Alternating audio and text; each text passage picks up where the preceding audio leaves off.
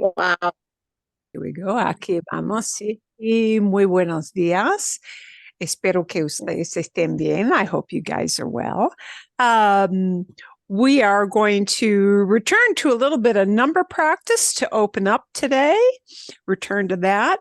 And the first one, I will apologize ahead of time. This is either going to be, no, yeah.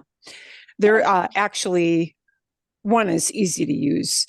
One may or may not work. Sadly, I found a site that does some interesting practice, but unless you subscribe, you play it once, it'll play like a partial lesson and then it stops. You don't know where it stops. And if you try to replay it, you cannot play it again. So I'm playing this. I will be playing this didn't screen it, which is something I just never do. You need to give us a new word today for billion, as in, I want to win $1 billion tonight. Oh, beyond, I think there's a little, yeah, there is a word beyond, but I'm not sure. It's one of those math things, which I am terrible at, which,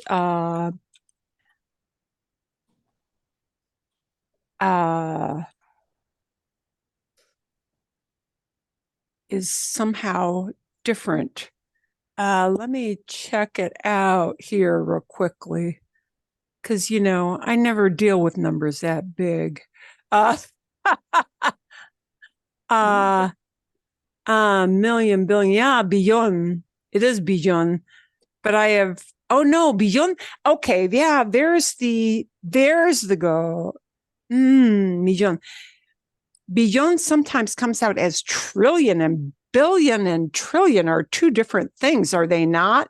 Mm-hmm. You being an engineer would know that better than I would. Well, a billion is 1,000 million and a trillion is 1,000 billion. There you go. And see, in context to me, when am I ever going to see anything that depicts that? It's a tough one. So anyway, beyond is often beyond, which looks like billion, is often translated as trillion. But billion itself, there's something for me to check out. It was just a thought when you mentioned numbers. Yeah, see, 1,000 million. Yeah, see, because I'll never see money or even raindrops in that quantity. It sort of goes over my head. But okay, un millón, 1,000,000,000. Aquí vamos. 1,000,000,000. 1,000,000,000. Also called sometimes un millardo. 1,000,000,000 is billion, which is 1,000 million. Gracias, Marcos. Sí. 1,000,000,000 is billion, but yeah. Beyond, which sounds like it should be billion, is trillion. Millón de millones. Yeah. Okay. There we go. We're not going to be counting that high because we're going to be counting with things that actually you will hear in real life. So what we're going to start off with is something in context.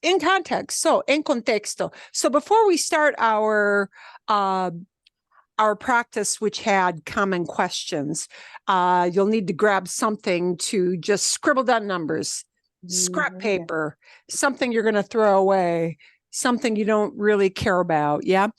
And we're going to see how much you can pick up. And this is going to be numbers buried in a conversation, which is the way you really, usually hear numbers anyway, because, you hear it buried in the middle of a conversation about buying produce or the prices of clothing or sizes of clothing or lo que sea, whatever it might be.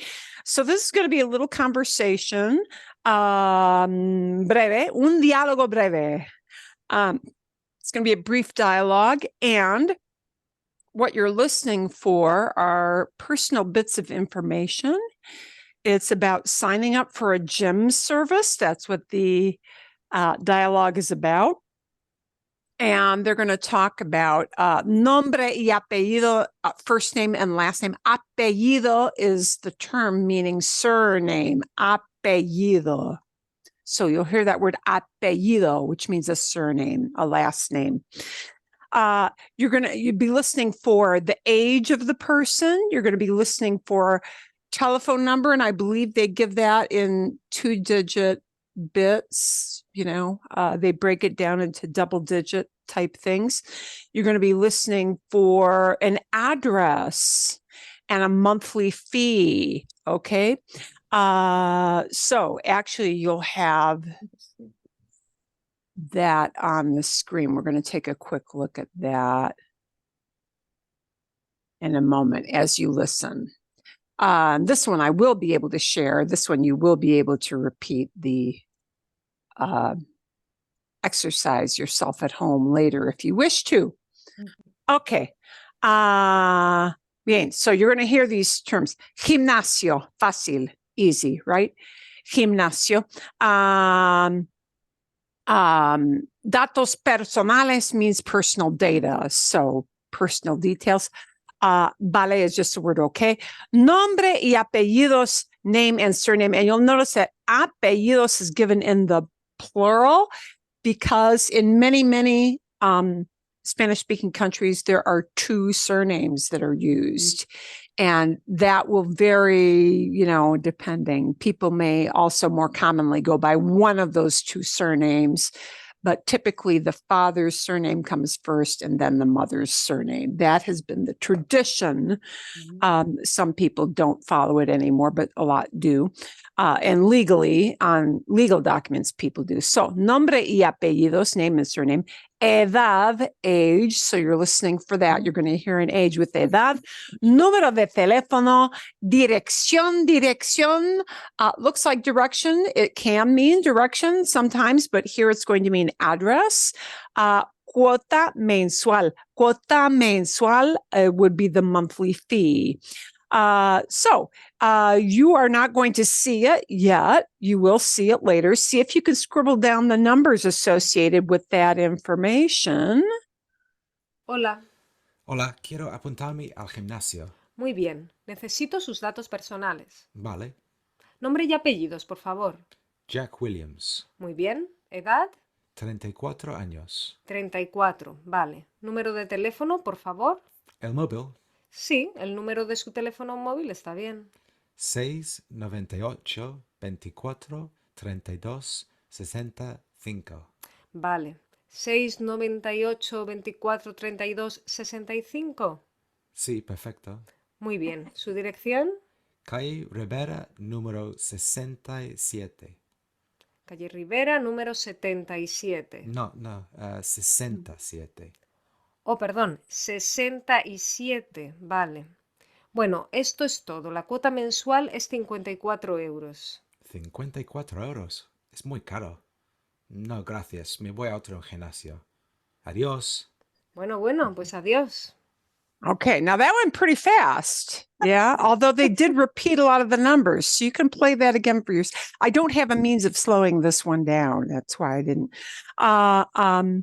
Notice he corrected her. And what number did he correct her on?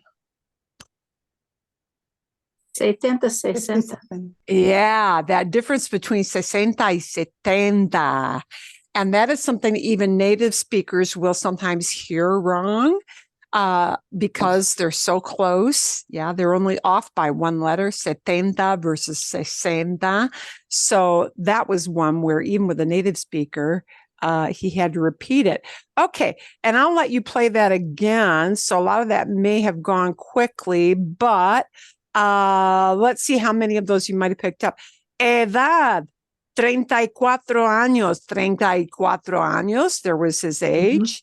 Okay.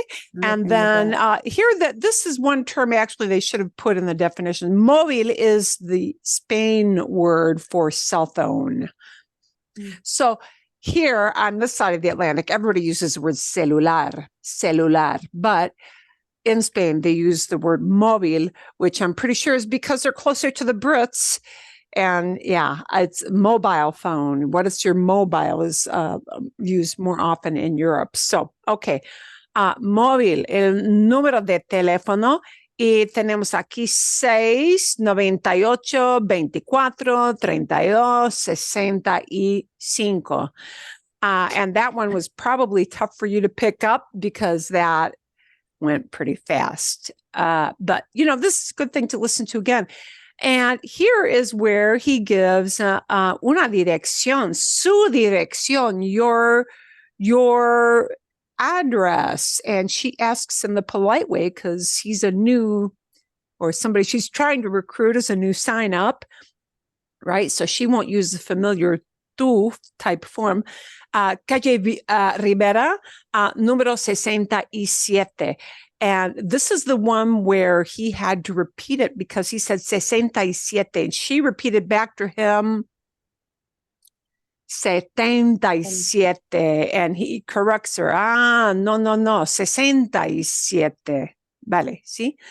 Cuota mensual, 54 euros. 54 euros. And that's how you know they're not in Latin America, but euros would be what they would use in Spain. 54. But, you know, this is typically the way we bury numbers into the context of an actual conversation. So I'll give you the link for that so that you can listen to it a second time. And yeah, that does not have anything that allows you to slow it down. So actually that kind of takes your training wheels off and forces you to work a little harder.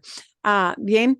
Okay. Before we do the next little number drill, and the next number drill, yeah, you may want to keep that pen and paper handy just for scrap. Next one is going to be the one that is not screened. Sadly, I cannot screen it because once I screen it, it's gone forever because I'm not signing up. Okay, so it blocks me out. So that may be a boom or a bust. But this is supposed to be with numbers in the hundreds. Vale, so the next one is going to be different. It is a shopping-oriented video. And I think the only one you're going to hear is that is over. I don't think it goes above 200. So you may hear that word cien or ciento. And remember, the ciento with the to at the end is for anything above 101. Okay. So you may hear ciento. So this is the either boom or bust. Let's see how this goes. And if it's a bust, we'll take it off quickly. We'll see. Vamos a ver. Okay.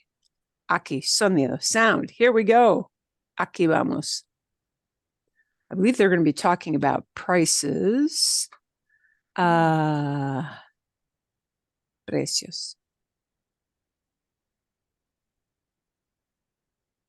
Learning a foreign language, you start by forming a base of knowledge and then build upon that base to make more complex sentences and structures. The same is true. Is this not very loud? Not very. Is this very soft? Yes. It's a bust. Yeah, I think this is a bust. It's a bust. It's too soft, I think. Okay, we'll take that one off. This will still be a dictation, I think. Okay, bien. Let's take a look. Vale, sí. Okay. We're going to do a few numbers here, un poquito, a little bit before we go to our verb practice here. 83. 83 is the number they gave. 83. And I think it 83. 83. It forces me to type it in. 586. Okay. What I'm going to do for you, I think this will be more useful for you to do on your own. I'll give you the link for this. This will do a little dictation for you, and it's very random numbers. Okay. And so you're going to type the number in the box. Yeah. and hit the guess button. And if you want it to replay, obviously you hit here. 586. 586. Okay. So you'll type it in the guess box and it'll put you in the right column or the wrong column. So you get immediate feedback. So that's kind of a fun numbers practice. So I will send that along to you so that you can actually do a little of that. And that'll be more meaningful if you do it on your own, I think. Bien. Okay. Vale. Bueno, a ver. Let's. Oh, and the second one, I think on the numbers one, it does allow you, I did have notes for myself. It does allow you to adjust the speed on that. So when you log on to that, it had a little like a die. It had some dice, up at the top. You'll know it when you see it. It'll allow you to click on what speed you want it to go. So I'll let you do that on your own. Okay. A ver. Bien. You had a little video last week on numbers. I hope that was helpful as well. Yeah. Our little talk with people. Okay. We're going to Marilyn, sí, perdón. just one thing I found a little hard, and I guess it's maybe the South American accent, that like whenever they pronounce like Y or double L, it's more like a shush sound, because I was hearing Aisha, and then when I put the subtitles on, it's Aya. And I noticed, and there's been some other videos like the gal from Michelle from Mexico, they tend to use more a shush. Okay. Yeah. So yeah, gracias. Thank you. Let's talk about that a little bit, because actually one of the videos I have for you to watch for next week, you will hear a lot of that, and you're going to hear it like magnified to like up, straight up. Okay. Here's what happens. And actually I caught a video of a Latin American explaining this as well. I'm always looking for new explanations and different ways of explaining things. And one of the things that this gentleman pointed out on his video, and this was a native speaker, was that when you learn these two letters in Spanish, they tell you, in many cases, people will tell you, well, the pronunciation of this double L or the Y, L and Y is Y. And they'll tell you, oh, like a Y in English. Well, that is kind of sort of true, kind of sort of. And, the gentleman in the video was like, this really grinds his gears. He hates it. He hates it when people say it's like an English Y. He goes, it's not like an English Y. It's not at all like an English Y. Well, okay. The sound you will hear for these two letters will vary according to who the speaker is and what region they are from. And in some cases, that double L will sound kind of like a flat out English Y. Yeah. Sort of, but quite often, it's got the teeniest j in there, teeniest, and that j becomes stronger when you go down to the region of Argentina. Okay, so it becomes a really strong j when you speak to somebody who is interestingly from the Buenos Aires region. If you get into interior Argentina, you will not necessarily hear that strong zh that's really revved up. Okay. So regionally, let's take that simple word that you brought up. Some people do pronounce this as ella. Okay. And more really that y sound, but Asia, I have just the tiniest j, And that is the thing that I'll see if I can find that video on the Elia again. It's not really for most speakers just the plain flat English, yeah, why, ella, just a tiny j, but not the Buenos Aires version, which is ella. Okay, so Buenos Aires, ella, it'll be that strong, but ella, it'll be just a tiny, tiny je with that Y. It is really soft.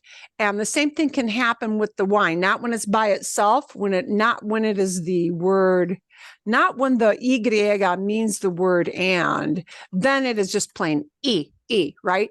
And words like ay or muy, right? Cui. Then it is an E sound, but the Y that occurs anyplace else will be much like this. And again, if you hear the month, mayo, the Buenos Aires version will be a very strong mayo.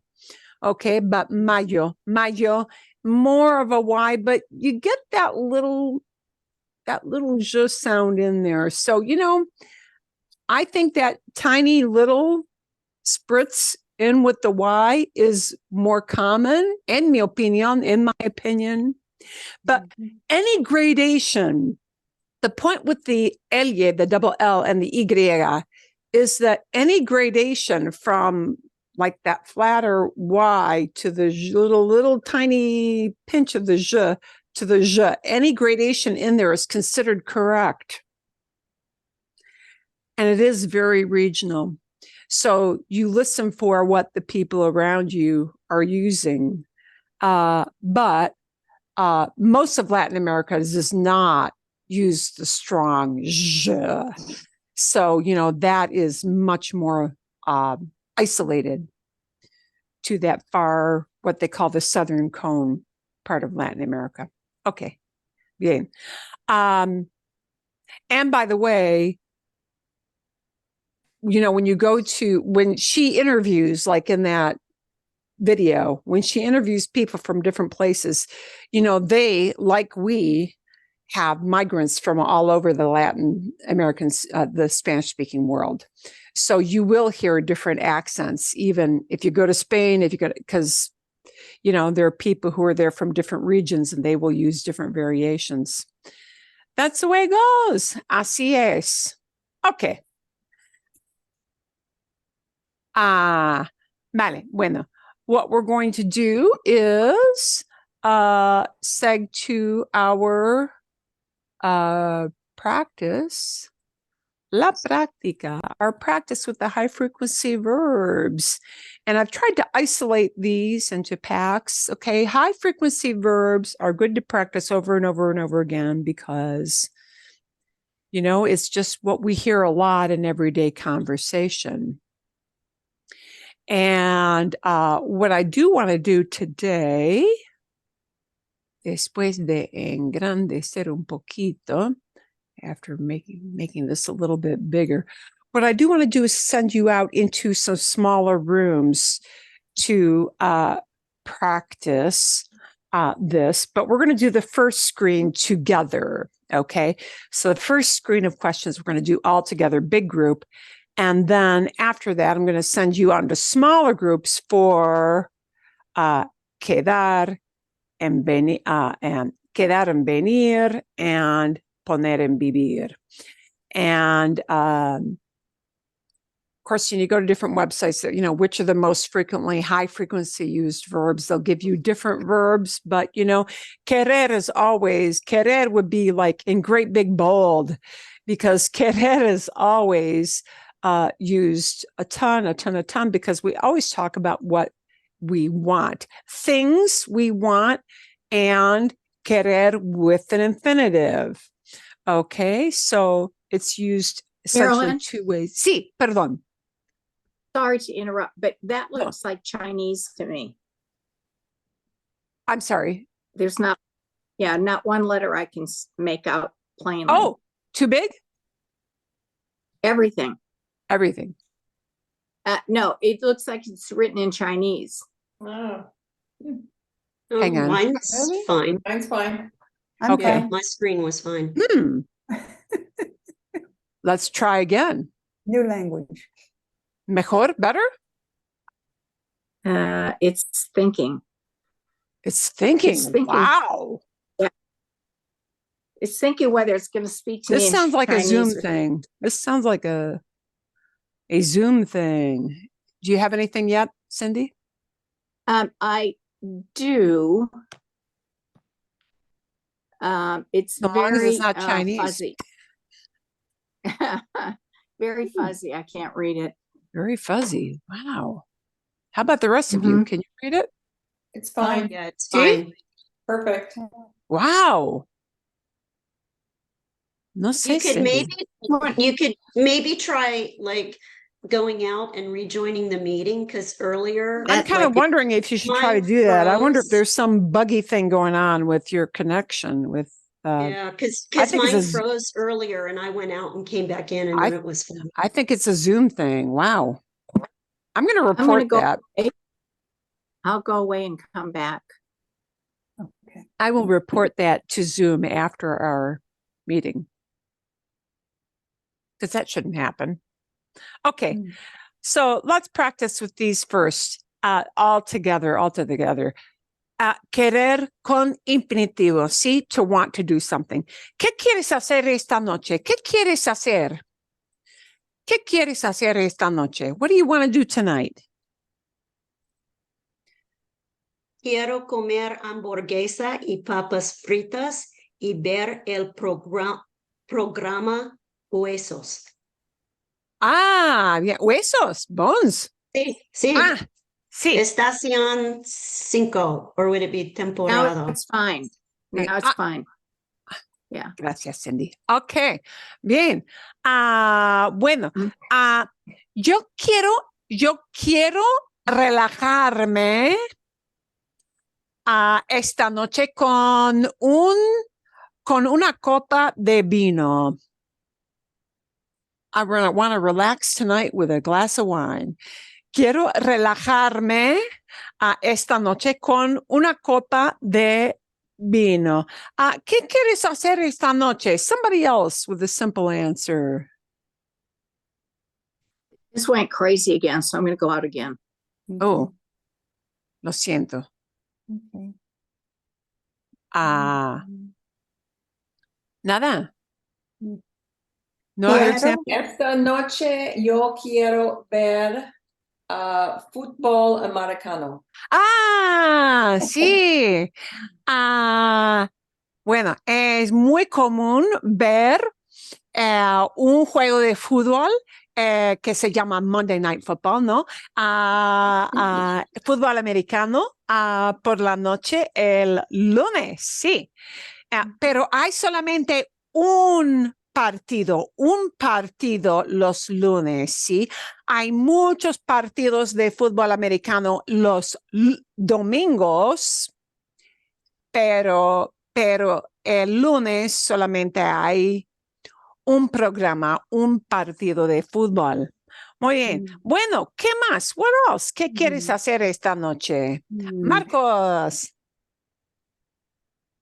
Oh, you're on mute. You all have the wrong sport for tonight. Yeah. Quiero ver el partido de los D-backs esta noche.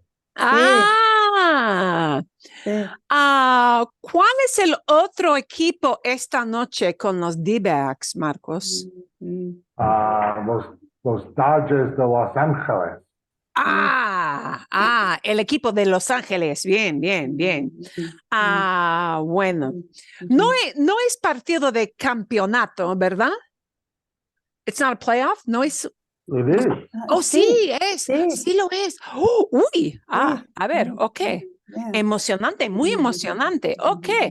I want to add something that happened to me. I don't want to take a lot of time, but I always record the games.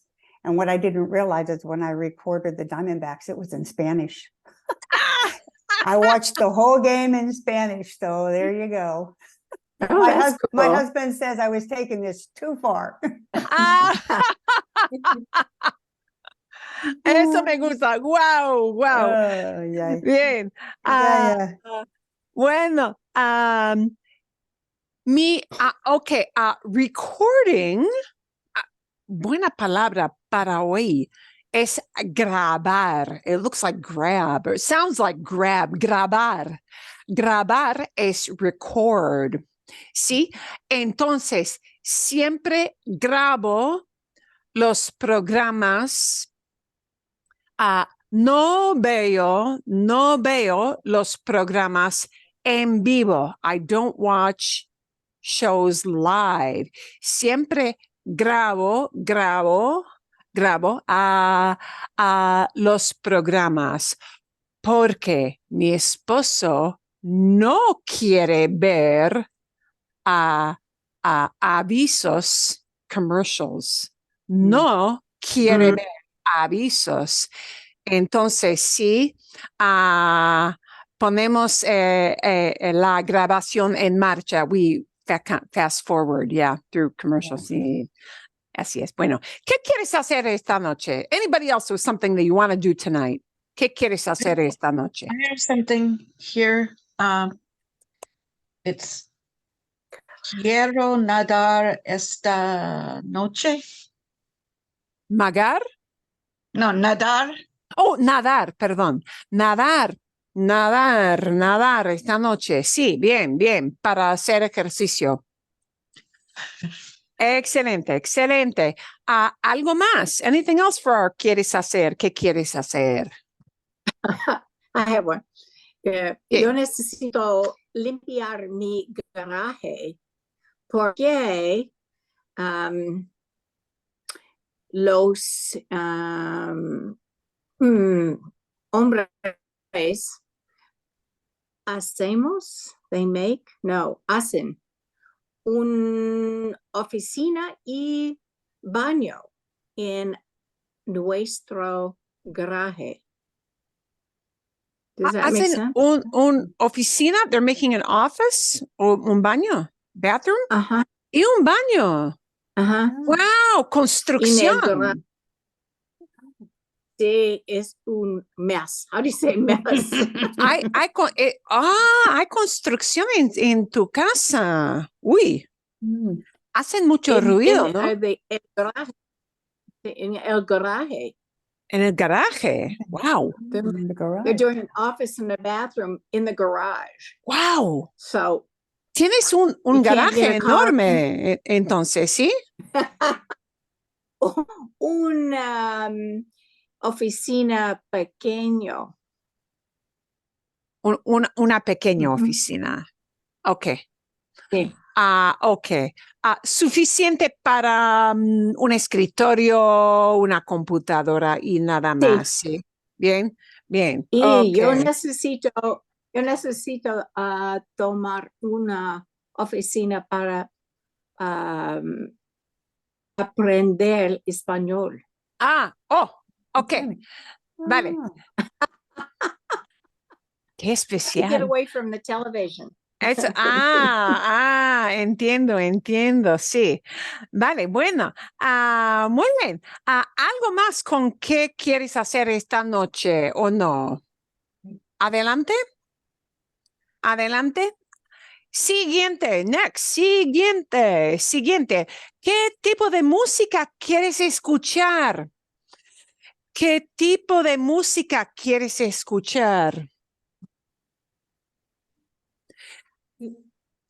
Me gusta escuchar jazz. Sorry.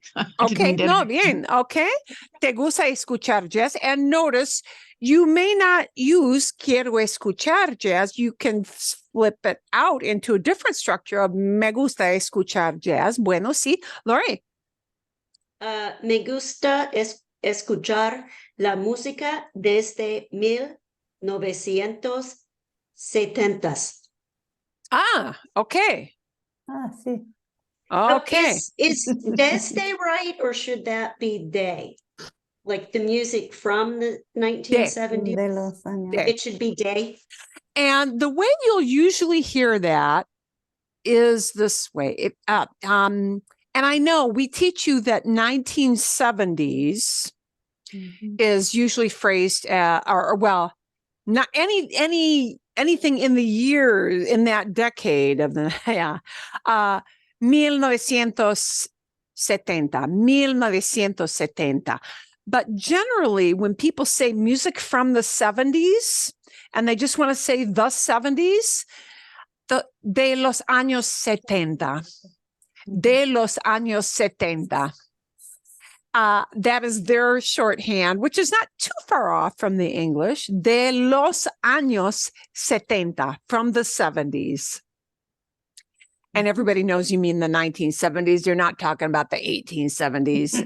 Yeah. In that structure, is it 70 or 70?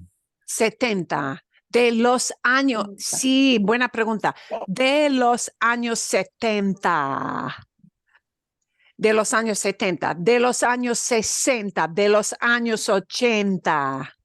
Yeah, and no es plural. It's not plural. Sí, de los años 70, from the 70s. Eso es, sí. Muy bien. Bueno, otra idea. ¿Qué tipo de música quieres escuchar? Me encanta escuchar rock and roll. Rock and roll, bien, sí. Mi esposo quiere escuchar música rock de metal music. Oh, Metal. Y a mí no me gusta. Y por eso tenemos audífonos para escuchar música, porque sí, no aguanto. I cannot stand. No aguanto la música rock de metal. I am not a heavy metal kind of gal. Así es. Ok. Bien. Bueno, hay otras ideas de qué tipo de música quieres escuchar. Y muchas veces quiero escuchar música de Juanes, de Mark Anthony, de muchos cantantes españoles. Ok, ¿qué quieres pedir?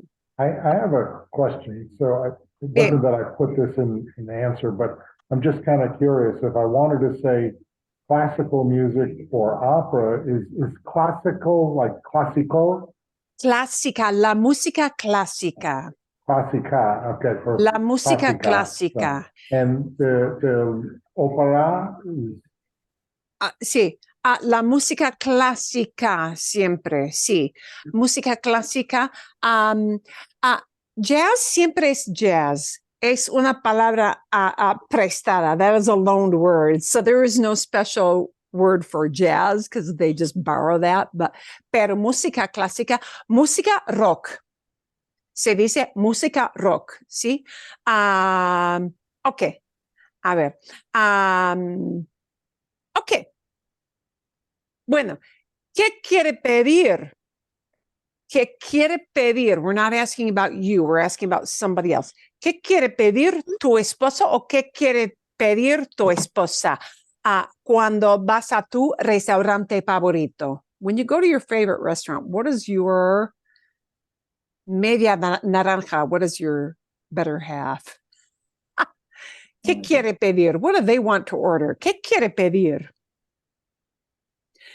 Mi esposo quiere pedir un bistec. Casi siempre un bistec. Sí, bien. Casi siempre un bistec. Mi esposo le gusta pedir lasagna y pan de ajo. I was trying to say garlic bread and I don't know if that's right. Sí, sí, sí.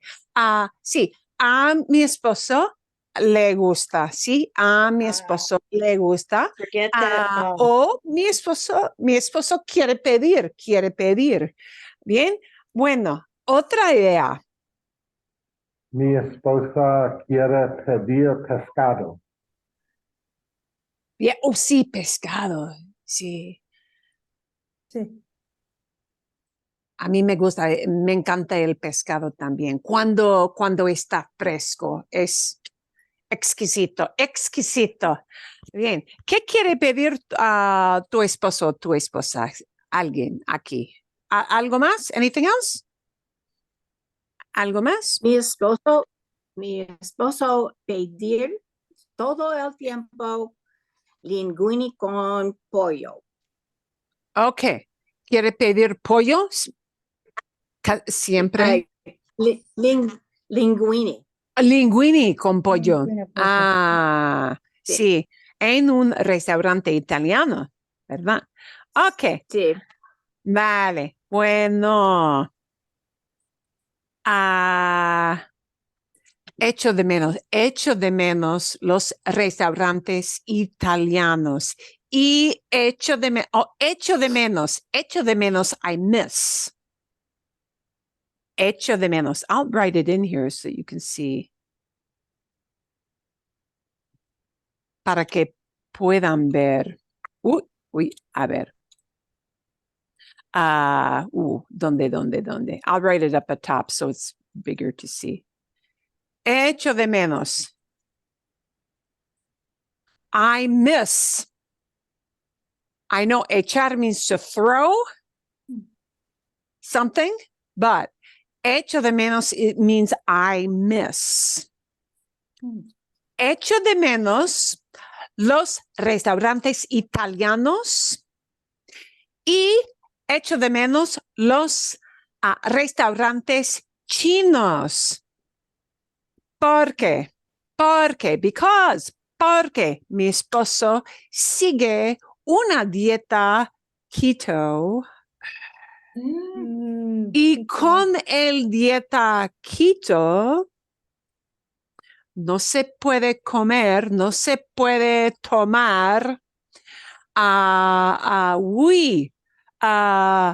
arroz, pasta, nada de eso. Y es imposible comer en un restaurante italiano sin pasta, ¿verdad? Es imposible comer en un restaurante chino sin arroz. Sí. Así que echo de menos mucho, I really miss, echo de menos muchísimo los restaurantes chinos y italianos. Oh, porque me encanta la pasta, me encanta.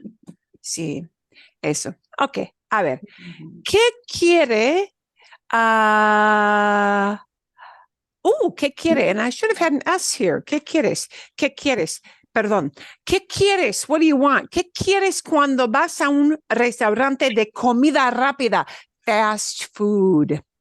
Es comida rápida. ¿Qué quieres cuando vas a un restaurante de comida rápida? No voy con frecuencia a un restaurante de comida rápida. A veces voy a un Subway. Subway es un restaurante de comida rápida, ¿no? Sí. Pescado, de sándwich. Un sándwich de pescado. Un sándwich de pescado. Ok. ¿Qué más quieres cuando, what else do you want? ¿Qué más quieres cuando vas a un restaurante de comida rápida? Yo quiero comer una pizza cuando necesito comida rápida. Una pizza. Sí, bien, sí, es posible. Bueno, muy bien. Quiero hamburguesa y papas fritas. And how would you say In-N-Out burger? In-N-Out burger. A veces no se traduce. Sometimes we don't translate. In-N-Out. In-N-Out. Okay. Well, one kind of fun thing that actually this came up with a video done by a Spaniard, but I hear the exact same thing with Latin American. Everything is Spanishized.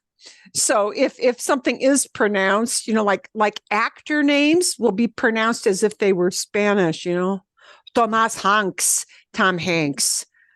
Tom Hanks. Yeah, yeah. It'll be changed into a Spanish sound. It's just what is done. It's yeah. So in and out burger.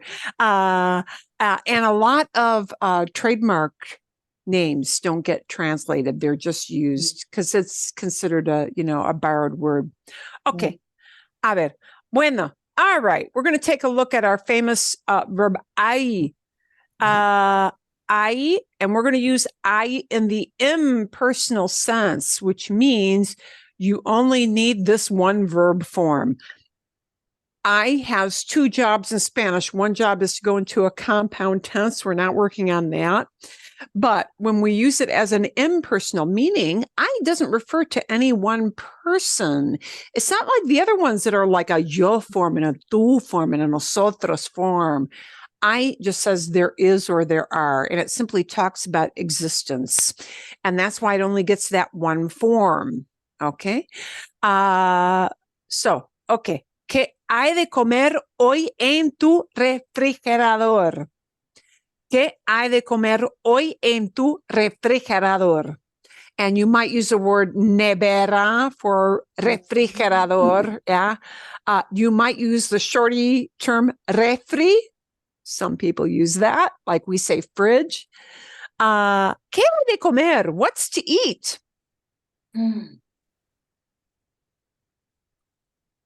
Bueno, Marcos, you're on. Oh, now you're not on mute. Yeah.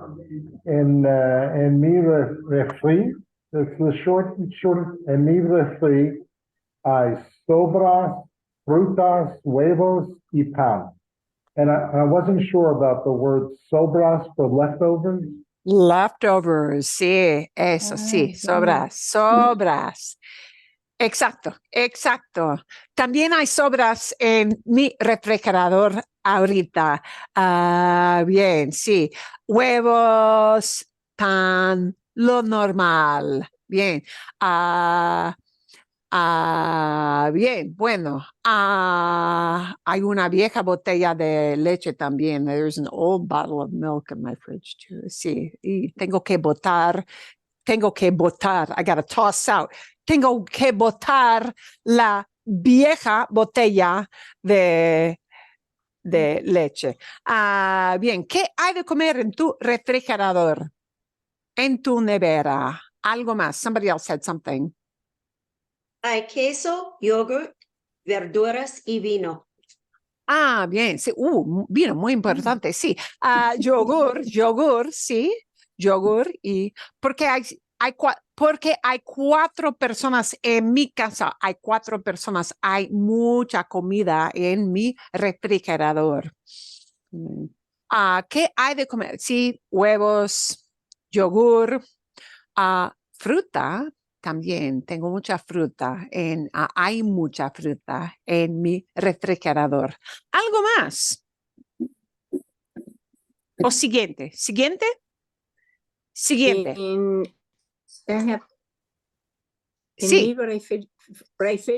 No, nevera.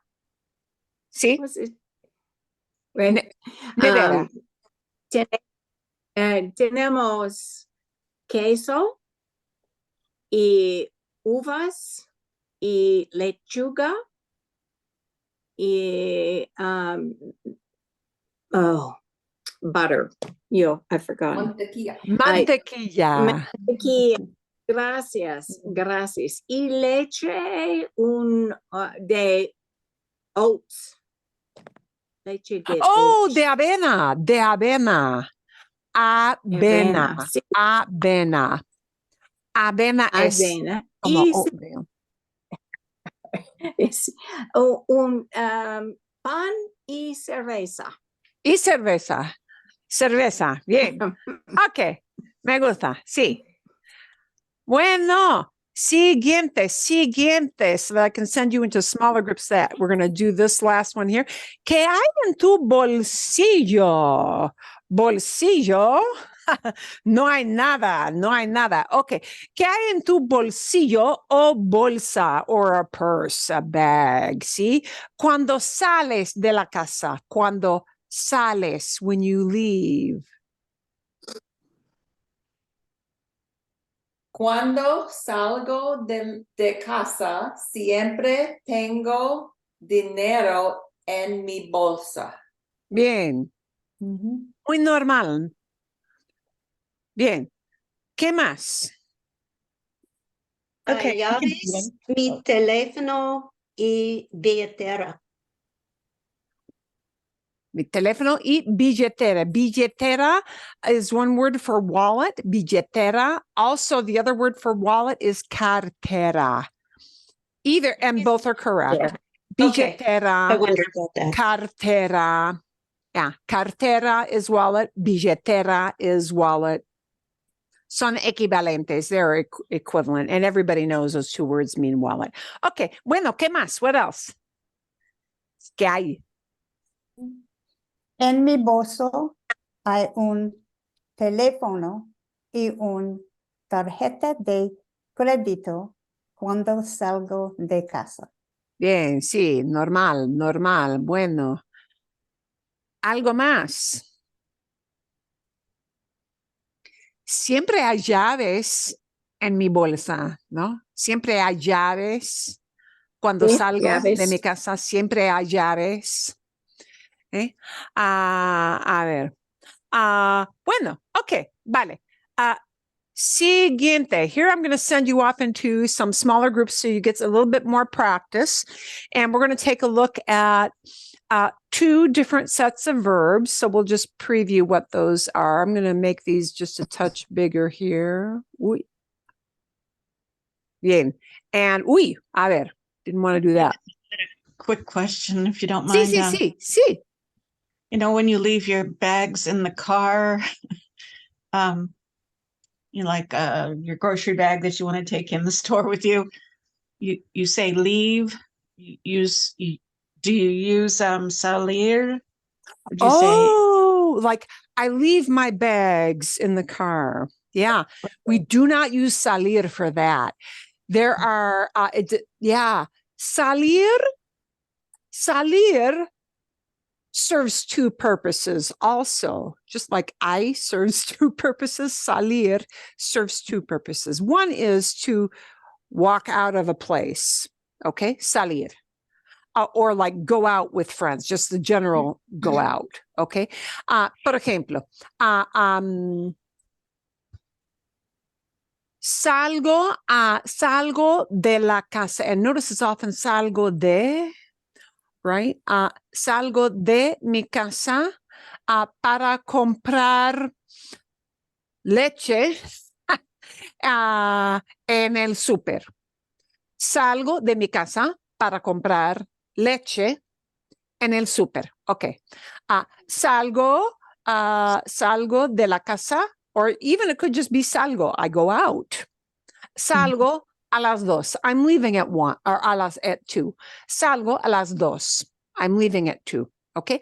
Mi hija sale con sus amigos esta noche. My daughter is going out with her friends tonight.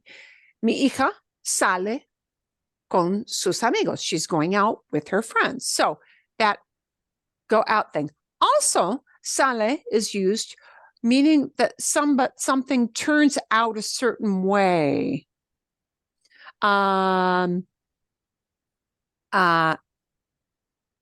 bien en sus exámenes. Ricardo sale bien en sus exámenes. Ricardo goes out well. He comes out looking good on his test. Yeah. Okay. So, but you hear salir used more for go out. Okay. But to leave something behind is a totally different verb that is dejar. D-E-J-A-R. D-E-J-A-R. Dejar. Dejar means to leave something behind. So I leave my bags in the car. Yeah. Dejo las bolsas en mi carro. Bolsas. ¿Sí? Dejo mis bolsas. So that means I leave behind. Yeah. Not I'm walking out. Right. But I put something somewhere and I and they're there. Yeah. Okay. Dejo las bolsas en el asiento de atrás. I leave them in the back seat. Dejo las bolsas en el asiento del lado. I leave them on the side seat, wherever you might leave them. Bien. Buena pregunta. Good question. Okay. Vale. When I send you off into your smaller groups, you're going to use this, and I will send this set of questions out into your breakout rooms. We're going to use quedar in a different way. And this was, this came up on one of the sites as a commonly used verb, and it is. Quedar means many, many, many things. Oh, shoot. It's one of those verbs that has many uses. But one of the uses, and the way we're going to use it in this instance, is that it can be a substitute for estar, for location. And this is something that people are not prepared for sometimes, because we're used to for how you feel and where you are, location, always use the verb estar. But often when we talk about places, when you ask for directions, you'll hear this verb come up instead of está. And queda is a word that will substitute in. So, ¿dónde queda el correo? Where is the post office? I could just as easily say, ¿dónde está? ¿Dónde está? And actually, you may ask somebody, ¿dónde está el correo? Where's the post office? And they may answer you not with está, but with queda. Yeah. So that's the reason we're taking a look at this. Queda is often used as a substitute, a stand-in for that verb está. Something is located. Okay. And it's usually going to be used for like talking about a building or a specific place. So, where's the post office? ¿Dónde está el correo? ¿Dónde queda la gasolinera? Where's the gas station? ¿Sí? ¿Dónde queda tu supermercado preferido? Where's your favorite supermarket? So we're talking about locations, but we're using queda instead of estar as a change up, okay? Because it is a common verb. And venir, to come, okay? To come. Cuando viene a casa tu esposo, when does your, tu esposa, when does your spouse come back? ¿Quiénes vienen a visitarte en diciembre? Who's coming to visit you in December? And notice sometimes we use plain old present tense to talk about near future. We can. In this question number 5, we are using plain old presente to talk about future. See? Bien? So I will send those off into your breakout rooms. I think because these are pretty short questions, you're probably only going to need about between 3 and 5 minutes, sí, 4 minutos, 5 minutos, más o menos, 5 minutos, sí, bien. So I'll send you off into some breakout rooms to do that. Uy, momentito.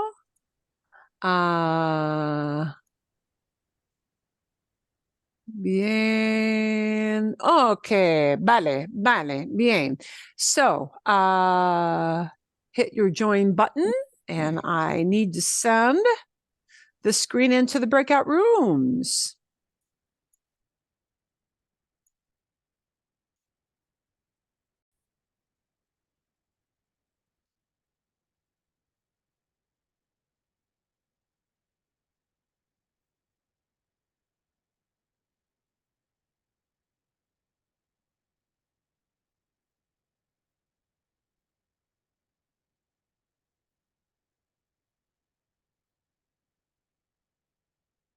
Y Pamela, si quieres practicar conmigo, if you want to practice with me, you can, or you can just listen if you want, si quieres.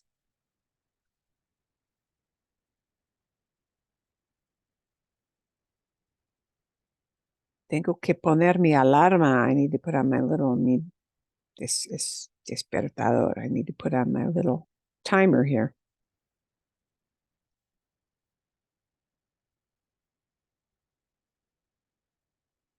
Ok, vale.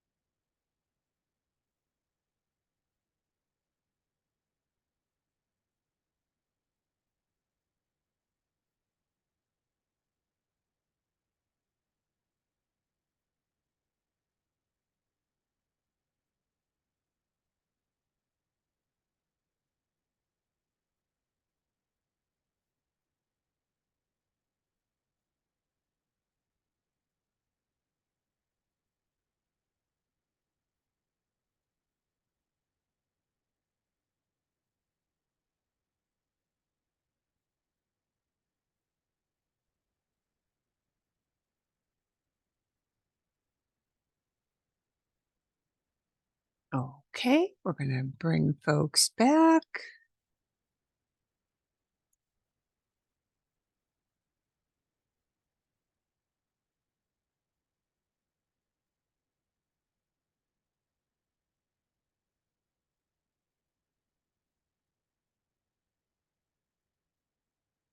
Aquí vienen. People will come on back.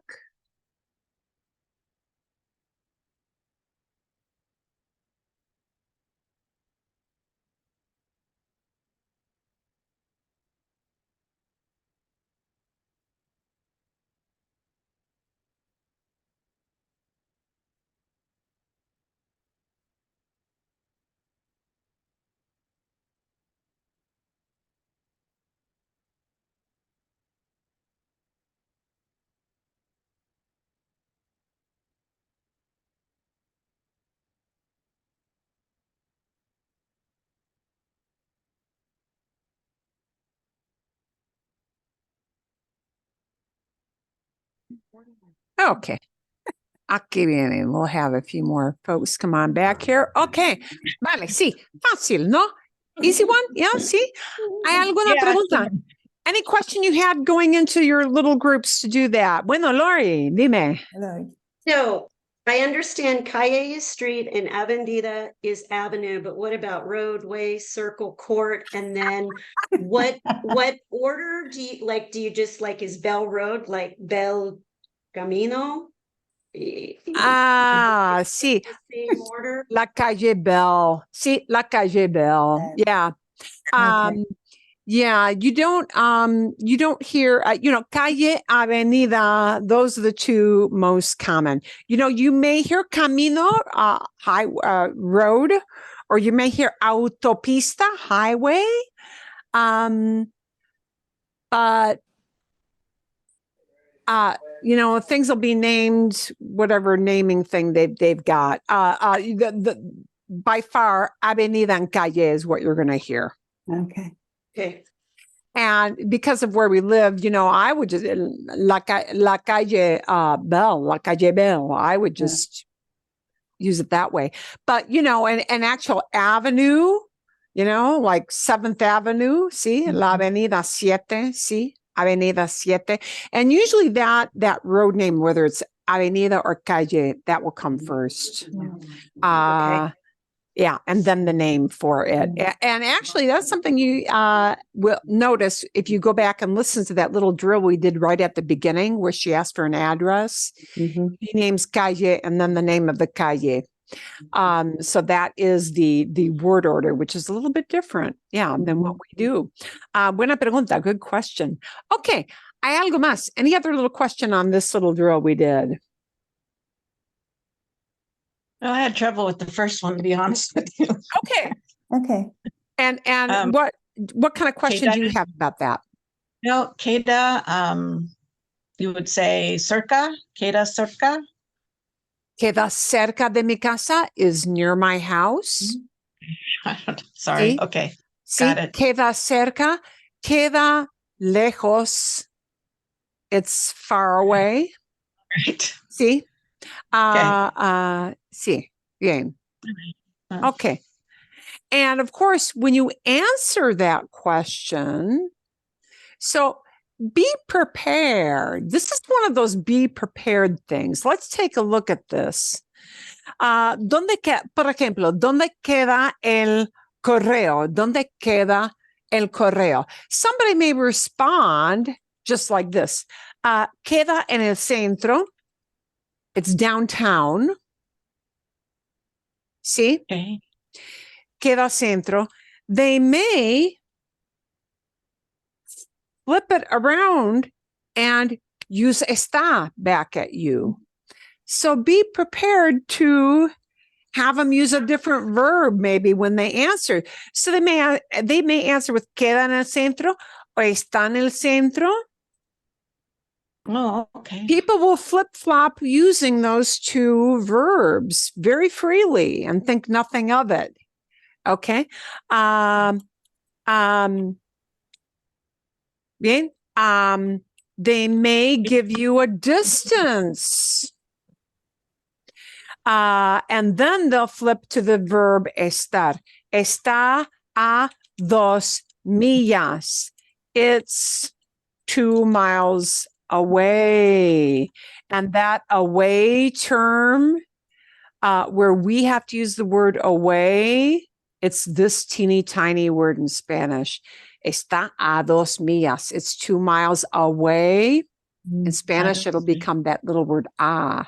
That away word will become a. Está a 2 millas. It's 2 miles away. So, yeah. But, you'll hear lejos, cerca, queda en la calle, queda en la calle Scottsdale. It's on Scottsdale Road. Así es, yeah.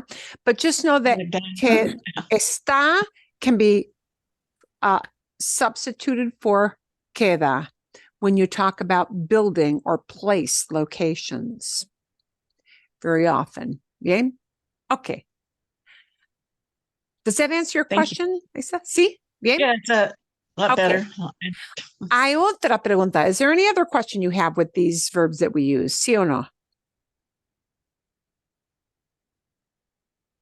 Okay. Siguiente.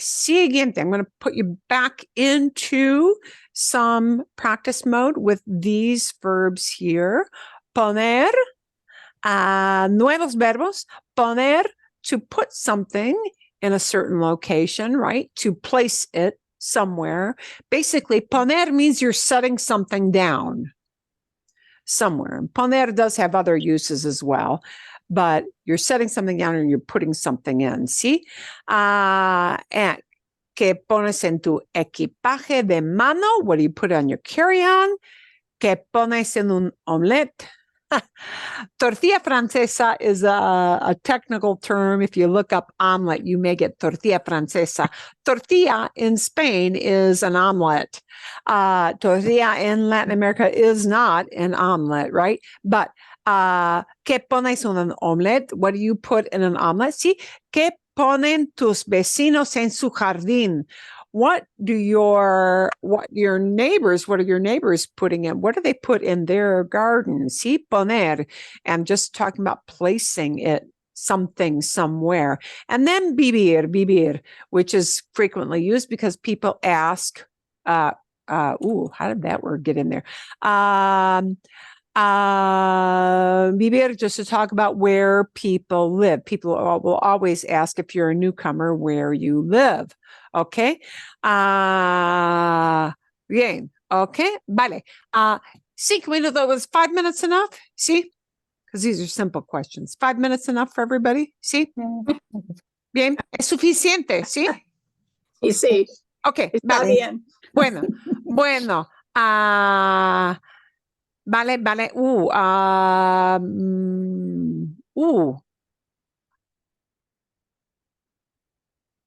Cindy, I think it bumped you out. Hang on. I think, Cindy, it should give you one now. Did that give you something now? Sí o no? Yes, yes. Okay. Sí, Vale. Bien. Magnífico. yo tengo. Excelente.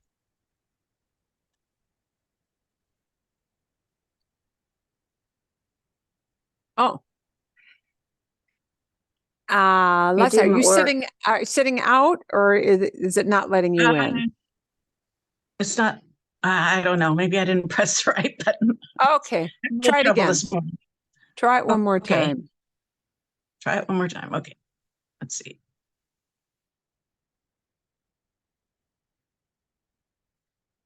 Okay. I think I need to sit out this one. Okay, that's all right. I just need to move Linda into a different room to give her somebody to practice with. Perdón, Linda. Bien. Okay, good. She popped back in. We're good. Está bien. Lisa, do you want to practice with me? ¿Quieres practicar conmigo?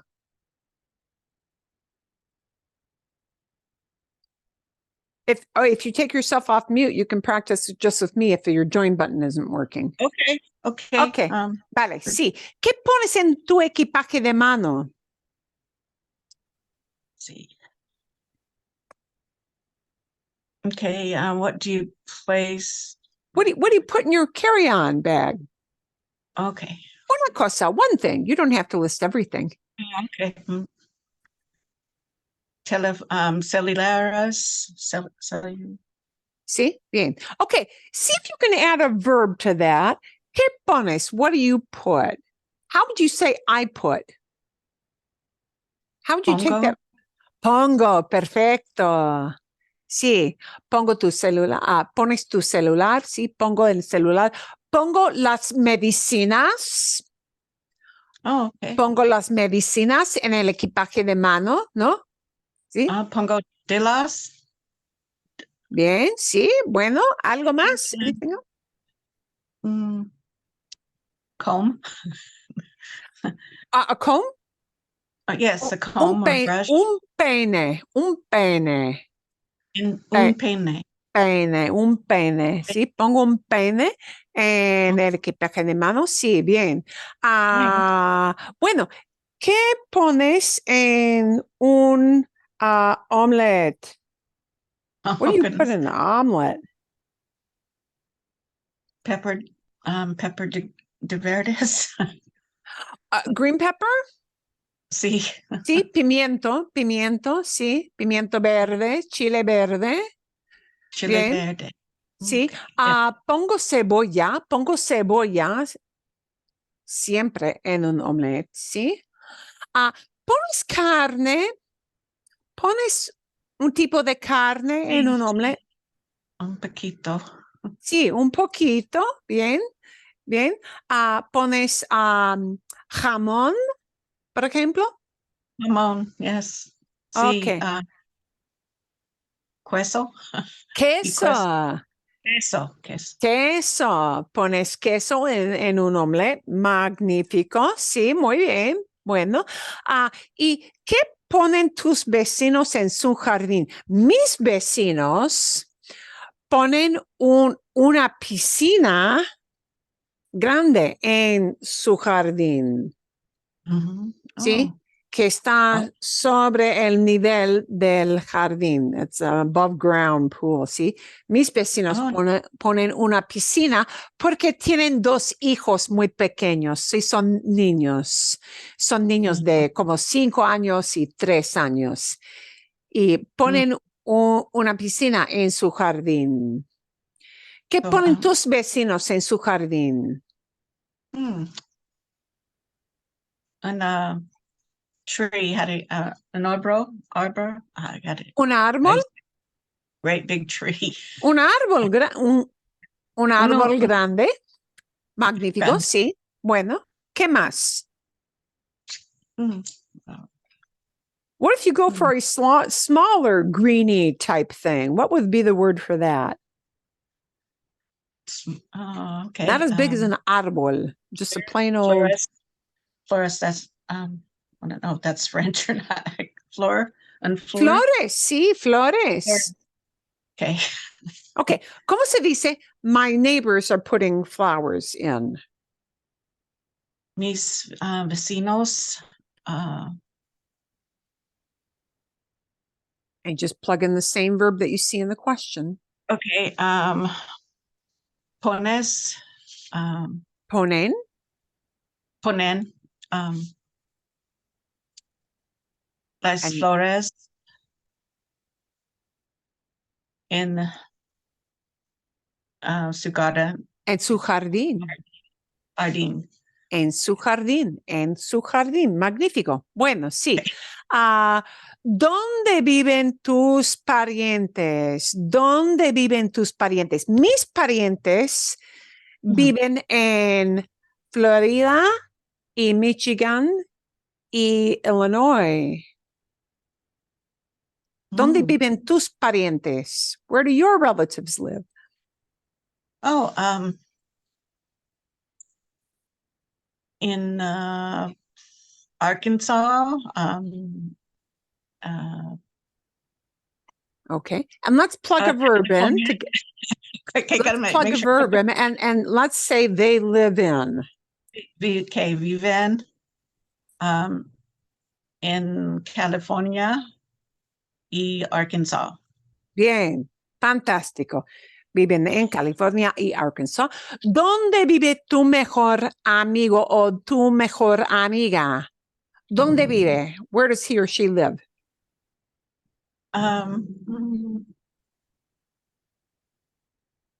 Alaska. Friend, you said. Bien. Mi amiga in Alaska. ¿Cómo se dice my friend lives? Mi amiga vive in Alaska. Perfecto. Muy bien, muy bien. Okay, good. So you notice I was kind of a meanie. I made you pull it together, right? But we want you to use those verbs. You could answer back. Now, one thing to know is, if you get put on the spot, everybody gets a brain fart on occasion, and in English too sometimes. And often we respond in phrases. So somebody asks, ¿Dónde viven tus parientes? Where do your relatives live? You might answer with just that phrase. En in Arkansas, in California. You know, you can answer with a fragment, but it's good to, to make you practice the verb to put that in the right form, right? And the verb doesn't change. It doesn't change if you're talking about a group of people. It changes when I ask from the question of you to I, right? That's when we get those changes, when we talk about ourselves. But otherwise, it'll be the same verb that you see in the question, right? So Okay. good things to know. Yeah. Those verbs change from question to answer when I'm asking you about yourself and you answer with an I. Yeah. Or with a you guys question, answering to a we. Gracias. De nada, de nada. And we'll wait for, we should have people coming on back, I think. Oh, it didn't do, I thought I did a close. It didn't do a close. We need to close that out. Ooh.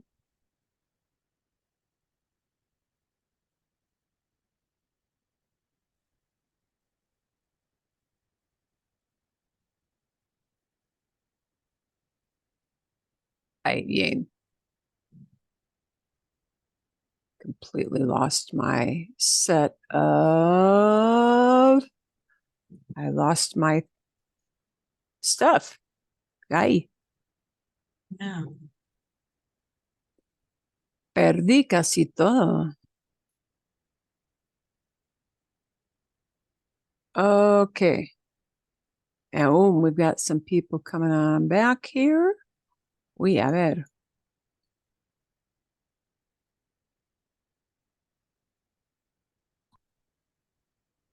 Okay.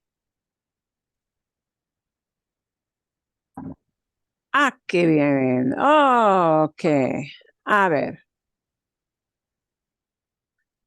Bueno. Okay. Bueno, están aquí. Everybody's here. Todos están aquí. Bien.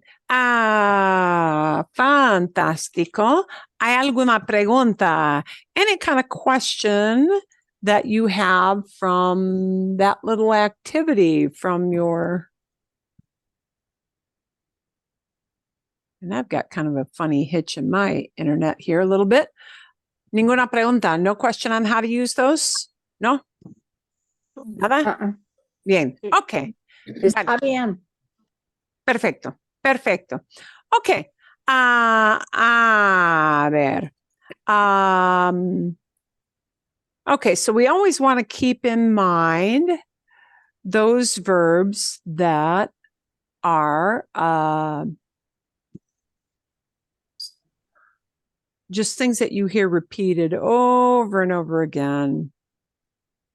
Always a good thing to know. Y perdón, excuse me, because I've got some funny things going on with my internet. Yang. A ver. Trying to pull up my information. Okay. Bueno, you had you had a little verb. You had a little video. Did you have any questions on last week's video? She talked about a trip and she used a lot of irregular verbs that are kind of common, but I'll show you her very surprised looking, well, actually you won't get her surprised looking face, but ¿hay alguna pregunta? Any question on what she was talking about? Because they had translations. I don't think I have to do any walkthrough on there. Yeah. But her point was she was trying to insert a lot of verbs. And now, because she's Argentine, you hear that very strong je from her. Okay. But she was talking about a trip to Islandia, no? And a lot of irregular verbs like caer. And this group of verbs, actually, I'm going to just, if you didn't catch it the first time, I will kind of show you what the point was. Some verbs in Spanish might be commonly used, or there's a category of verbs, I should say, that is common, because a lot of the verbs that we've been using so far have been pretty regular, or let's say they might only be like, tener, where it's got that little stem change. But there are a lot of verbs, a whole big category of verbs that are, for English speakers, called go verbs. Go verbs. So these are the go verbs are verbs where you only hear that go. They are irregular only in the yo form. Ooh. Okay, so they get those go. So these are verbs, para que sepan, so you know, like tener, which has tengo, right? But that go doesn't appear in the other forms, right? The other ones are, and the other ones do get a stem change. So kind of hard to categorize these go verbs. They kind of fall all over the place. But, tiene, tienes, and then tenemos. We don't have the IE there, but tengo, right? Salir gets salgo, right? But all the other forms don't have a G in them, right? Sales, sale, salimos. Yeah, okay. Like caer, which means to fall, and caigo. So the form she had was la nieve cae. Cae. The snow falls. Yeah, the snow falls. But the yo form, if I myself fall down, is caigo. So these go verbs are super common. Another one, venir, it falls into this category, and you practiced venir in your breakout group, but you didn't really need to use the go form. Vengo is I'm coming, I come to a place, right? But the other forms are viene or vienes, or the nosotros form is venimos, right? So there are all kinds of verbs that fall in. Oh, poner, muy importante. Poner, to put. That is also what we call in the go verb category, right? Pongo. But that go does not appear in the other conjugations. So these go verbs only get the go sound for the yo form. All right. And there are some others in this group, but it's, we call them go verbs for English speakers. Like the Spanish speakers don't really call them go verbs. We call them that to help people remember the yo form gets a go, but the other forms will not get a G in there. Okay. Now, the funny little trick that's helpful for you to know is that these go verbs, oh, you know what? I'm sorry. Let's put decir in here too, because muy importante. Digo, yeah, to say, to tell. Decir falls in this category, and this is an important one for me to leave in. Decir, digo, but the go does not appear in the other forms, right? So, dice, dices, decimos, right? All those forms. Okay, dicen. All right. The good thing to know about these go verbs is that you may hear a g, but not in the yo form. Here's what happens. These little go verbs, that G comes back when you hear a command. A helpful and good thing to know is that G comes back when they will use these go verbs in a command. So let me give you an example. Of that. We're going to take decir as our example. Digo is a yo form. But if somebody says in a polite command, meaning they're not talking to you on a tú basis, yeah, they're talking to you back and forth with usted because they don't feel they know you very well, or at all. You're just Joe Schmo on the street. Yeah. That digo form, turns into this. Diga. That means say something or tell something. So if somebody wants to say, tell me your name, okay, tell me your name, it becomes this. Dígame. Dígame tu apellido. Dígame tu apellido. Tell me your name. Like they're looking your name up on a list. Yeah. Dígame tu apellido. Or su apellido, perdón. They would not use tu. It would be su. Su apellido, because it would be the informal yo. Dígame su apellido. Dígame. Sí. Okay, so diga, or, por ejemplo, sí,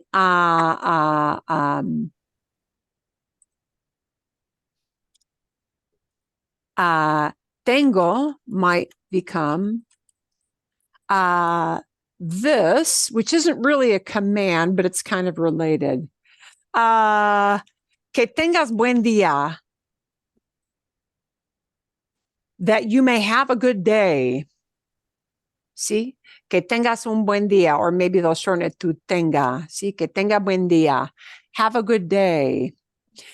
Bien? So you may hear these go verbs when people are saying something with a command or with what they call a subjunctive. Que tenga buen día is that you may have a good day. So they kind of sneak back in these odd little command forms quite often, those go verbs, just so that you know. And notice when you do hear that, you will have an on those ER-IR verbs. It won't be, dígame, of course, it'll be dígame, tell me, because that's what commands do. Commands use opposite vowels. So just a little thing for you to listen for when you listen for commands. Marilyn, I have a question. Sí. The O changing to an A has just to do with the command, not feminine or masculine, right? Yeah, it'll either be a command or it'll be what they call a subjunctive. So let's say you're going to walk where somebody just mopped the floor. Yeah. And they want you to be careful. They don't want you to fall. Cuidado. No caiga, para que no caigas, so that you don't fall. So, yeah. Those little sneaky go verbs may come back at you in either a command or a subjunctive kind of form, just so that when you hear it, often you'll hear that verb and you may not understand the exact form, but that form of caiga or caigo, that it comes from caer. It comes from that verb to fall. Okay. Just so that you know. Could I ask a quick question? How would you say, I would think you would use poner, but how would you say put it down?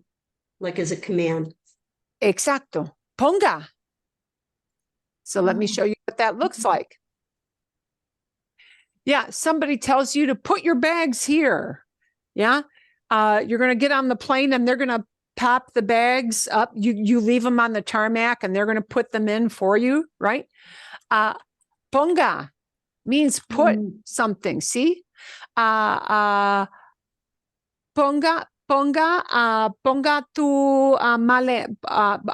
su maleta. Ponga su maleta. Put your suitcase there. See? Ponga. That would be the command. See? Exacto. Another verb that she used in that vein in the video was traer. Traer is to bring something, and that yo form is traigo, which is the yo form, but you may hear it in a command as traiga. Yeah. Bring. So, and here's a another one more. We're going to do one more. Oír means to hear something. And the yo form is oigo, okay? So, por ejemplo, let's say that they don't have, the volume turned enough. No oigo nada means I can't hear anything. Something's not working with my headset. No oigo nada. But people may use this. This is a really kind of a common command. And wait a minute, somebody gives you a command to hear something?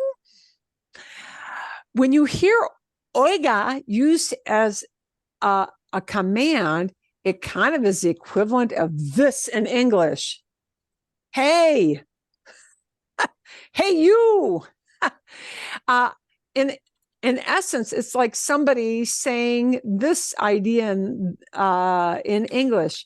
Listen up. They want to get your attention. If somebody says, oiga, they want to get your attention. They're asking you to hear them. Oiga, hey, you. They want to grab your attention. So, para que sepan. So, oiga is actually kind of a common command, but it's like something you hear on the street. Somebody needs to tell you something. And, it's just oiga. Okay. What you're going to get this week, and actually, I may need to search for a second video. We're going to have a second, you're going to have a little story video. It is a Where's Waldo video. So what I want you to listen for, and I'll send you a little Google slide set. When isn't the verb es. When sometimes instead of is, we need a totally different verb. Yeah, that English verb is, we only have it in that form, is, am, are, right? But you might hear ser, you might hear estar, you might hear hay, you might hear hacer, you might hear tener. Where we in English will just use is or are, you might hear a whole bunch of different verbs, okay?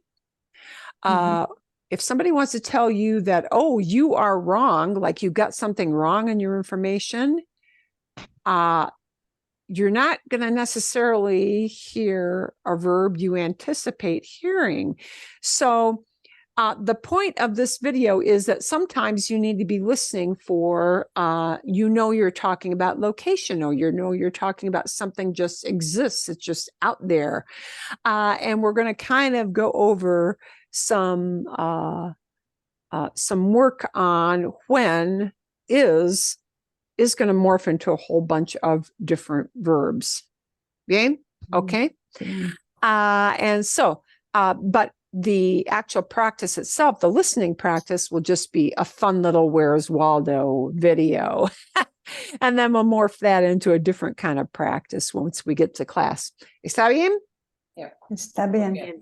Good so far? Okay. Vale, perfecto. Y sí, son las 11, and many of you have to be off to other things. So we'll end it there for now. See? So we'll send you your information for the next week and the email after class. ¿Sí? Espero que la pasen bien. Hope you have a good time this week. ¿Sí?